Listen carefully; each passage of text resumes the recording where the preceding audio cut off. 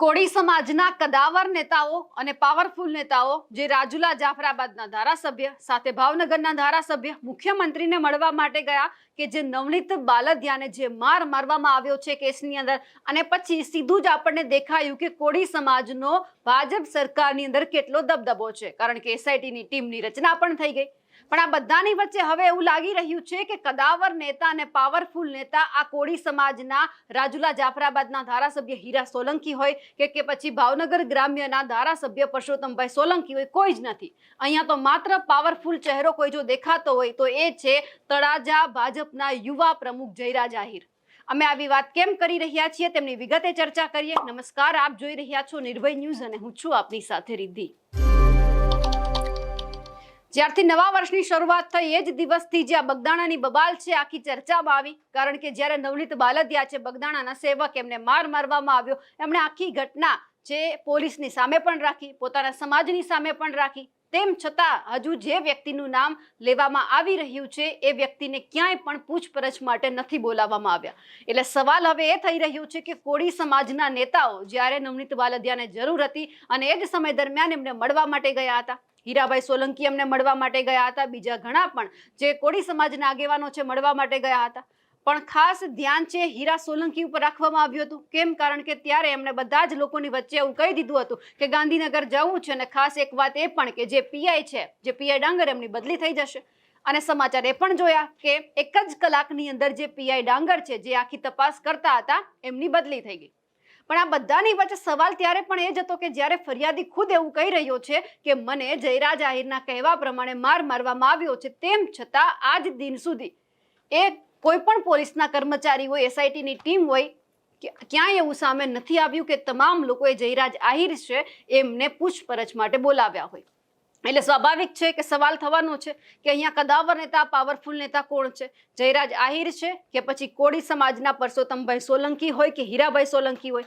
એટલે હવે લોકોને પણ એવું લાગી રહ્યું છે કે મુદ્દો જેટલો ચગ્યો હતો, કોળી સમાજના આગેવાનો હવે દિવસે ને દિવસે અલગ અલગ તાલુકાની અંદરથી નવનીત બાલદિયાને મળવા માટે આવી રહ્યા છે। કોળી સમાજના આગેવાનોને એવું લાગી રહ્યું છે કે હવે અમને ન્યાય મળશે, કારણ કે આખા કેસની અંદર પરસોત્તમભાઈ સોલંકી અને હીરાભાઈ સોલંકીની એન્ટ્રી થઈ હતી, પણ એન્ટ્રી તો થઈ, પાવર તો બતાવવામાં આવ્યો ખાલી આપણે જોયું કે એસઆઈટીની ટીમની જાહેરાત થઈ, તપાસ પણ શરૂ થઈ ગઈ। આ બધાની વચ્ચે એ પણ સામે આવ્યું કે જે પીઆઈ છે, સૌથી પહેલા તપાસ કરતા હતા પીઆઈ ડાંગર, એમને જે આખા તપાસમાંથી બહાર કાઢી નાખવામાં આવ્યા, એમની બદલી કરી દેવામાં આવી, એમની જગ્યા પર બીજા પીઆઈ આવ્યા, એમને પણ આ તપાસમાંથી ક્યાંક બહાર કાઢી નાખવામાં આવ્યા, કારણ કે તપાસ કરતા હતા અને એ જ સમય દરમિયાન એસઆઈટીની ટીમની જાહેરાત થઈ અને એ જ એસઆઈટીની ટીમે જે આ બંને પીઆઈ છે બંનેને સમન્સ પણ પાઠવ્યું છે અને 17 તારીખે બંનેને હાજર રહેવા પણ કહેવામાં આવ્યું છે, કારણ કે હવે એમની પણ પૂછપરછ થશે કે આખી ઘટનામાં ખરેખર શું થયું હતું, તમે કેટલી તપાસ કરી હતી, તમે જેટલી તપાસ કરી એમાં શું ખુલાસા થયા છે, કોના કોના નામ સામે આવ્યા છે, કારણ કે એસઆઈટીની ટીમે 4 મોબાઈલ પણ કબજે કર્યા છે। એટલે હવે ટેકનિકલ સર્વેલન્સના આધારે પણ તપાસ થવાની છે કે આજે તમામ આરોપીઓ 8 છે એ કોની સાથે સંપર્કમાં હતા, છેલ્લી વાતચીત ક્યારે થઈ હતી, છેલ્લે કોને મળ્યા હતા, છેલ્લું લોકેશન ક્યાંનું હતું। પણ આ બધાની વચ્ચે સવાલ તો એનો એ જ ઊભો છે કે જયરાજ આહિરને એસઆઈટીની ટીમ ક્યારે બોલાવશે, પૂછપરછ માટે બોલાવશે ખરી? કારણ કે જે રીતે કદાવર નેતાઓ મેદાનમાં આવ્યા હતા, માંગ કરી હતી કે જે મુખ્ય આરોપી છે એમને પૂછપરછ માટે બોલાવવામાં આવે, એમની સામે પણ કાયદાનું જ કામ કરે, કોઈને છાવરવામાં ન આવે, કારણ કે અનેકવાર આપણે ભાજપના નેતાઓના એવા નિવેદન સાંભળ્યા છે કે કોઈ પણ ગુનેગાર હોય છે એમનો સમાજ નથી હોતો અને જેટલા પણ આવા આરોપી હોય છે સમાજના ગુનેગાર હોય છે। એટલે સવાલ એ છે કે અહીંયા કોને છાવરવામાં આવી રહ્યા છે? અત્યારે જે રીતે આખી તપાસ ચાલી રહી છે, આ મુદ્દો સામે આવ્યો છે જયરાજ આહિરનો, એ જ મુદ્દો જો આપણે થોડા સમય પહેલા પાયલ ગોટી સાથે સરખાવીએ તો સવાલ અહીંયા તમને પણ થતો હશે કે આ કેસ અને આ કેસને શું લેવા દેવા છે? તો અહીંયા પણ એસઆઈટીની ટીમની રચના કરવામાં આવી હતી, પોલીસે એકદમ ઝડપથી અહીંયા નિવેદન નોંધી લીધું હતું કે આ વ્યક્તિ છે વરઘોડો પણ કાઢી નાખવામાં આવ્યો હતો। જો પોલીસે ત્યાં પણ જે રીતે આ જ કેસની અંદર થોડી ઢીલાસ રાખી રહી છે પોલીસની ટીમ, એ જ રીતે જો અહીંયા પણ થોડી ઢીલાસ રાખવામાં આવી હોત તો આજે જે આ પાયલ ગોટી છે એમનો વરઘોડો ન નીકળ્યો હોત અને એમની જે ઇજ્જત ઉછળી હતી ભર બજારમાં એ પણ ન ઉછળી હોત। અહીંયા તાબડતોબ બધું થઈ ગયું હતું અને અહીંયા એ જ વસ્તુમાં એકદમ ઢીલાસ રાખવામાં આવી રહી છે। એટલે સવાલ અહીંયા એ છે કે જો તમારું કોઈ કનેક્શન છે ભાજપ નેતા સાથે કે ભાજપ સાથે સારા સંબંધ ધરાવો છો તો પછી તમારી સાથે કંઈ જ નહીં થાય, નથી તો પછી તમારી સાથે પણ પાયલ ગોટી જેવું થઈ શકે છે. બધું જ ઝડપથી થઈ ગયું. આખી તપાસ નિર્લિપ્ત રાયને પણ સોંપવામાં આવી, પણ પછી કંઈ જ સામે ન આવ્યું. અચાનક સી સમરી ભરી દેવામાં આવી અને પછી જે વ્યક્તિનું નામ ચર્ચામાં હતું એમને મંત્રી બનાવી દેવામાં આવ્યા.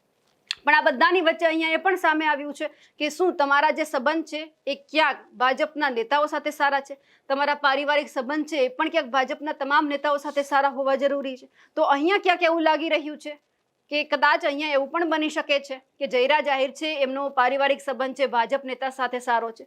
તો સામે સવાલ એ પણ છે કે સામે પક્ષે પણ પરસોત્તમભાઈ સોલંકી, હીરાભાઈ સોલંકી ભાજપની અંદર છે, કોળી સમાજના કદાવર નેતા છે. તો અહીંયા કોનું ક્યાં ઉપજતું નથી. કા પછી એવું લાગી રહ્યું છે કે જો આ કેસમાં હજુ પણ આટલું જ ખેંચાણ કરવામાં આવશે, લંબાવવામાં આવશે, તો એવું લાગી રહ્યું છે કે કોળી સમાજના નેતાઓની હાર થઈ રહી છે. હાર એટલા માટે થઈ રહી છે કારણ કે એક પછી એક આગેવાનો આવી રહ્યા છે. ઘણી બધી વખત એ તો સાંભળ્યું કે 15 થી વધારે આગેવાનો એવું કહી રહ્યા છે કે અમે આત્મવિલોપનની ચીમકી ઉચ્ચારી રહ્યા છીએ. એટલે હવે પોલીસની ટીમને પણ સક્રિય કરવી પડે કે હવે 15 આગેવાનો એવી વાત કરી દીધી છે, તેમને સમજાવવાના કેમ? કારણ કે વાત એક જ છે કે ન્યાય નથી મળતી. તો હવે જે સૌથી વધારે મોટે ઉપાડે બધા જ નેતાઓ આગળ આવ્યા હતા, એમણે જે ક્યાંક વચન અને વાયદા આપ્યા હશે પોતાના કોળી સમાજને, એ ક્યારે પૂરા થશે?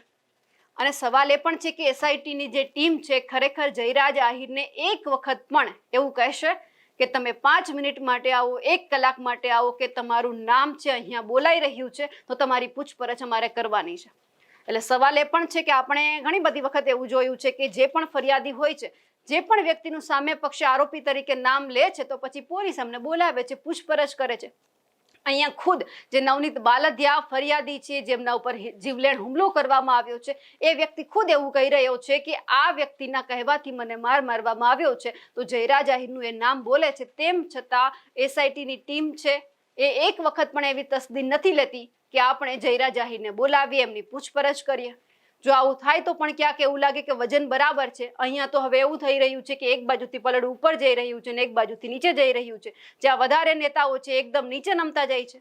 આટલા બધા કોળી સમાજના નેતાઓ, 3 સાંસદ, 15 ધારાસભ્ય, બધા જ લોકો મળવા માટે ગયા હતા, તો છેલ્લે શું પરિણામ આવ્યું? હજુ પણ કોળી સમાજને નવનીત બાલદિયાને મળવાની ફરજ પડી રહી છે. હજુ પણ ઠેક ઠેકાણે આવેદનપત્ર આપવાની ફરજ પડી રહી છે. હજુ પણ એ લોકો આત્મવિલોપનની ચીમકી ઉચ્ચારી રહ્યા છે. ક્યાંક ભાજપમાં ભંગાણ પડવાની પણ શરૂઆત થવાની છે.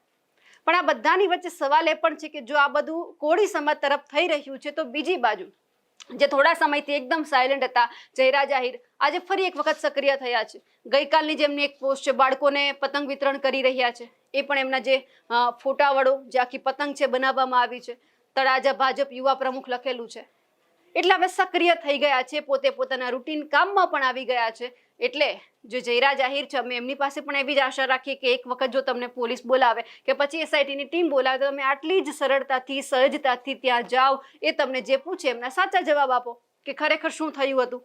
કારણ કે તમે જે સૌથી પહેલા નિવેદન આપ્યું તેમાં કહ્યું હતું કે વાત થઈ હશે, પરંતુ આ કોઈ બાબતે આવી વાતચીત નથી થઈ. તો બીજી બાજુ એક જ નામ રટણ કરવામાં આવી રહ્યું છે નવનીત બાલદિયા દ્વારા કે જયરાજ આહિરના કહેવા પ્રમાણે જ મારવામાં આવ્યું છે.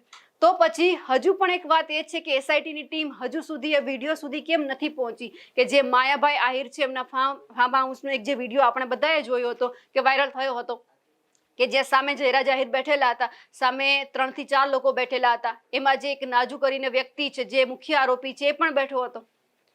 તો આ બધું જ સામે છે, તેમ છતાં ક્યાંય અહીંયા એવું નથી લાગતું કે એક વખત પણ જે એસઆઈટીની ટીમ છે તસદી લે. કારણ કે જો એ 2 પીઆઈને પૂછપરછ માટે બોલાવી શકતી હોય તો પછી જયરાજ આહિરને પણ પૂછપરછ માટે બોલાવી શકે. એટલે હવે અહીંયા સ્પષ્ટ વાત એક એ છે કે જો અહીંયા આટલી ઉતાવળ રાખવામાં આવી તો અહીંયા કેમ આ જ બાબતે ઉતાવળ રાખવામાં નથી આવતી? અહીંયા કેમ એસઆઈટીની ટીમ છે એ ઢીલી નીતિનું કામગીરી કરી રહી છે? કેમ? કારણ કે અહીંયા એમના પારિવારિક સંબંધ ભાજપ નેતાઓ સાથે સારા છે. અહીંયા નહોતા એટલા માટે ને અહીંયા દાગ છે ભાજપના નેતા ઉપર લાગ્યો હતો. દાગ તો અહીંયા ભાજપના નેતા ઉપર જ લાગી રહ્યો છે, પણ અહીંયા બેક સપોર્ટમાં કોઈ ભાજપ નહોતું, પરંતુ અહીંયા ભાજપ છે. એટલે સવાલ એ જ છે કે જો કાયદો કાયદાનું કામ કરતો હોય તો બધી જગ્યા પર એક સરખો કરતો હોવો જોઈએ. કાયદા માટે કોઈ એક વ્યક્તિ ઉપર ને કોઈ એક વ્યક્તિ નીચે પણ ન હોવું જોઈએ. એટલે હવે એ જ આશા છે કે કેટલા દિવસની અંદર નવનીત બાલદિયા છે એમને ન્યાય મળે છે. કેટલા દિવસ હજુ પણ કોળી સમાજના આગેવાનોએ આ જ રીતે ઠેક ઠેકાણે આવેદનપત્ર આપવા પડે છે. એમના ઉપર પણ સૌ કોઈની નજર છે.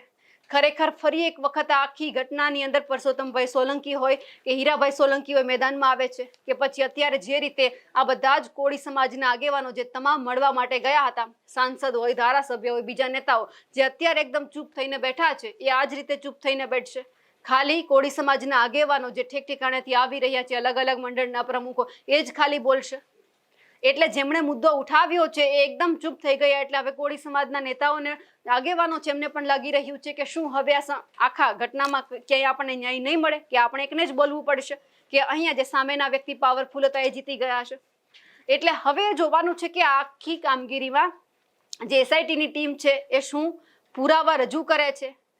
આ પુરાવાના આધારે ખરેખર જયરાજ આહિરને બોલાવવામાં આવે છે ખરા, પણ અહીંયા તમને પણ હવે ક્યાંક સ્પષ્ટ વાત એ થઈ ગઈ હશે કે ખરેખર અહીંયા પાવરફુલ કોણ છે. અમારા અહેવાલને લઈને આપનું શું માનવું છે કમેન્ટ કરીને ચોક્કસથી જણાવજો. સાથે જ અમારી નિર્ભય ન્યૂઝ ચેનલને લાઇક, શેર અને સબસ્ક્રાઇબ કરવાનું ભૂલશો નહીં. નમસ્કાર.